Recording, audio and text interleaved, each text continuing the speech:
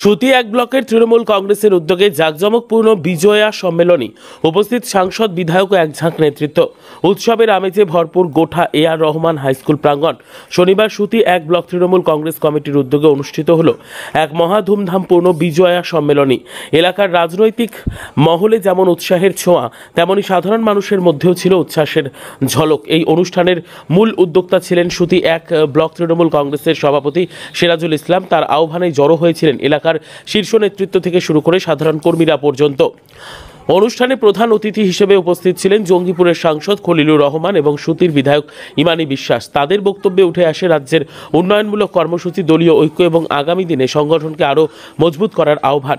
এছাড়াও উপস্থিত ছিলেন সুতি এক পঞ্চায়েত সমিতির সভাপতি হাজরা সুলতানা, সুতি দুই ব্লক তৃণমূল কংগ্রেস সভাপতি মাসুদ রানা, বিভিন্ন অঞ্চলের প্রধান, অঞ্চল সভাপতি এবং তৃণমূল কংগ্রেসের একগুচ্ছ সক্রিয় নেতৃত্ববৃন্দ। পুরো প্রাঙ্গণ ভরে ওঠে তৃণমূলের স্লোগানে। মামাটি মানুষের সরকার আবার ফিরে আসবে গ্রামে গ্রামে। অনুষ্ঠানে দলীয় কর্মীদের মধ্যে ছিল চাঙ্গা মনোভাব, উচ্ছ্বাস ও ভবিষ্যতের লক্ষ্যপথে এগিয়ে যাওয়ার অঙ্গীকার। শেষে সভাপতি সিরাজুল ইসলাম বলেন, আমাদের এই বিজয় কেবল নির্বাচনের নয়, এটা মানুষের বিশ্বাসের জয়। মমতা বন্দ্যোপাধ্যায়ের নেতৃত্বে আমরা উন্নয়নের রাজনীতি করে যাব, মানুষের পাশে, মানুষের জন্য। উৎসব মুখর পরিবেশ, সুর, সঙ্গীত ও দেশপ্রেমে ভরপুর এই বিজয়া সম্মেলনী কার্যত পরিণত হয়েছিল তৃণমূল কংগ্রেসের শক্তি ও সংহতির প্রদর্শনীতে। একটা কথাই বারবার বলেন, ধর্ম যার যার, উৎসব সবার।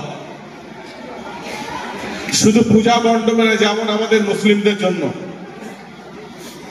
মরজেম ভাতা, ইমাম ভাতা, বার্ধক্য ভাতা, বিধবা ভাতা, হ্যান্ডিক্যাপ ভাতা সহ 94টা প্রকল্প উনি বাংলার প্রত্যেকটা পরিবারের বাড়িতে বাড়িতে পৌঁছে দিয়েছেন। এবং আমরা জানি সারা বাংলা ব্যাপী যেভাবে উনি